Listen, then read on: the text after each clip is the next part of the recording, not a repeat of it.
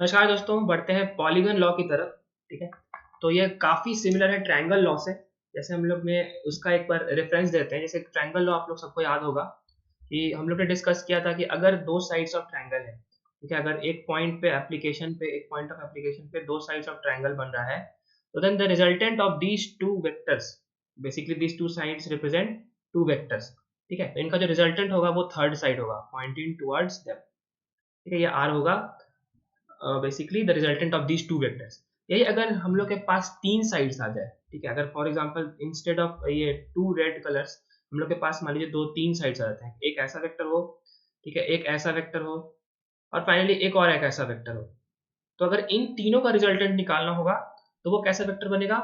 Correct, obviously वो एक ऐसा वेक्टर बनेगा जो इनको साइक्लिक ऑर्डर में कंप्लीट करे। ठीक है, ये आर वेक्टर बन जाएगा, जहाँ पे ये क्या है, यहाँ पे v1 v2 and v3 vectors respectively है। ठीक है, इस तरह से हम लोग और भी गेस कर सकते हैं। इनफैक्ट आगे भी इस पॉइंट को बढ़ा सकते हैं। अगर तीन की जगह चार साइड्स हो जाए, ठीक है, चार साइड चार रिजल्टेंट वेक्टर्स का हम लोग को निकालना हो, चार वेक्टर्स का रिजल्टेंट निकालना हो, एक ऐसा हो, एक ऐसा हो, एक ऐसा हो, एक ऐसा हो, तो ऑब्वियसली गाइस एकदम करेक्ट, इनका जो चौथा जो इन चार वेक्टर्स का जो रिजल्टेंट आएगा वो कैसा बनेगा, वो कुछ ऐसा बनेगा।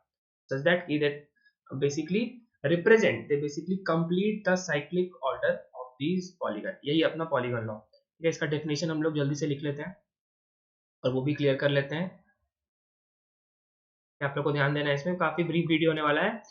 ठीक है, तो गाइस बेसिकली है कि इफ नंबर ऑफ वेक्टर्स, हम लोग को पता ही है कि बहुत सारे vectors, if a number of vectors are represented, ठीक है, if a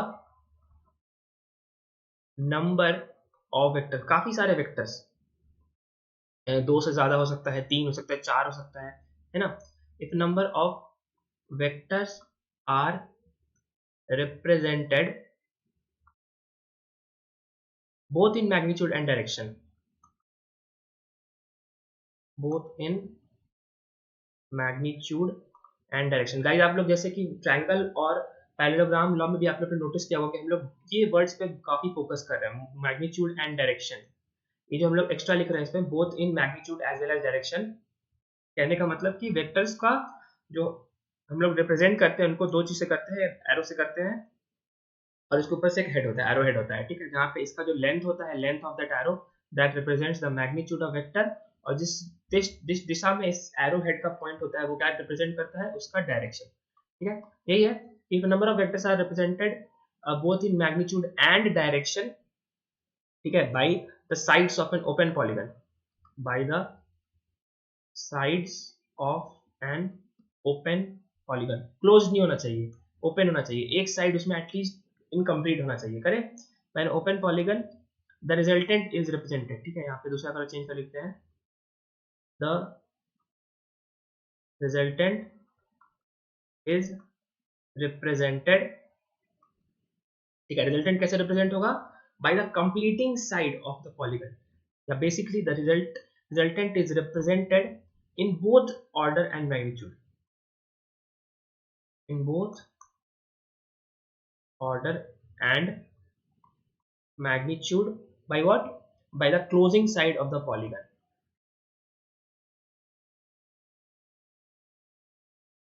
by the closing side of polygon,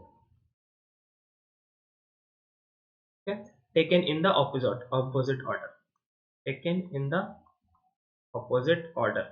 ठीक है, डायरेक्शन का भी हम लोग को खासा ध्यान रखना है। कहने का मतलब अगर इस डेफिनेशन को दो पार्ट में बांटे, blue colour and red colour में, तो हम लोग के पास बहुत सारे वेक्टर्स हैं। जैसे हम लोग ये ब्लू कलर में देखते हैं, हमारे पास बहुत सारे वेक्टर्स है, एक ऐसा वेक्टर है, एक ऐसा वेक्टर है, एक ऐसा वेक्टर है, एक ऐसा वेक्टर है।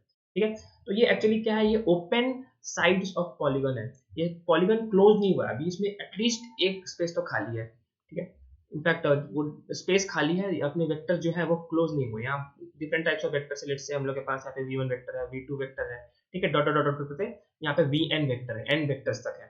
इसके बाद क्या है, जो हम लोग का क्लोजिंग जो साइड होगा, जो क्लोजिंग वेक्टर होगा, वो रिप्रेजेंट करेगा the resultant of these two vectors both in magnitude as well as direction. ठीक है, ये अपना r वेक्टर हो जाएगा। और साथ में एक और पॉइंट का ध्यान देना है कि this is in opposite direction. ये सब जैसे for example anti clockwise direction में बढ़ रहा है, करेक्ट, हम लोग का जो रिजल्टेंट वेक्टर होगा वो उसके जस्ट ऑपोजिट जाएगा, दैट इज क्लॉकवाइज वेक्टर में। ठीक है, अंडरस्टूड। ये भी काफी आसान था पॉलीगन लॉ। जैसे हम लोग ने जाना, इसमें काफी आसान था। क्विक रिकैप करते हैं कि अगर हम लोग बेसिकली वेक्टर्स हैं जो एक दिशा में बढ़ रहे हैं, जैसे फॉर एग्जांपल एंटी क्लॉकवाइज में बढ़ रहे हैं, तो उनका रिजल्टेंट वेक्टर होगा वो क्लॉकवाइज में होगा, क्योंकि both magnitude as well as direction से डिफाइन किया जाएगा। ठीक है, तो इसका अपोजिट में भी केसेस हो सकते हैं। फॉर एग्जांपल कि हम लोग के पास एक ऐसा वेक्टर आ जाए, ठीक है, इसके बाद एक ऐसा वेक्टर आ जाए, ऐसा वेक्टर आ जाए, इस बार क्या है, ये क्लॉकवाइज बढ़ रहे हैं वेक्टर्स, तो इनको जो क्लोज करेगा वेक्टर यहाँ से यहाँ तक, ठीक है, वो आर वेक्टर बनेगा, वो क्या होगा, एंटी क्लॉकवाइज सेंस होगा। ठीक है, तो उम्मीद करते हैं ये वीडियो भी आप लोग को समझ में आएगा। इस पॉलीगॉन लॉ काफी आसान था।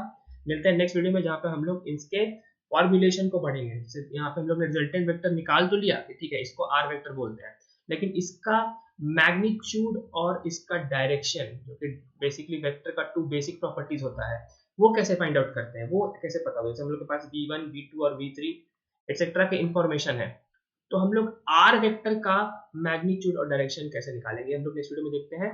ठीक है, तो इस वीडियो के लिए इतना ही गाइस, आप लोग का बहुत बहुत शुक्रिया वीडियो को देखने के लिए, यहाँ तक बने रहने के लिए। मिलते हैं नेक्स्ट वीडियो में, तब तक के लिए जय हिंद।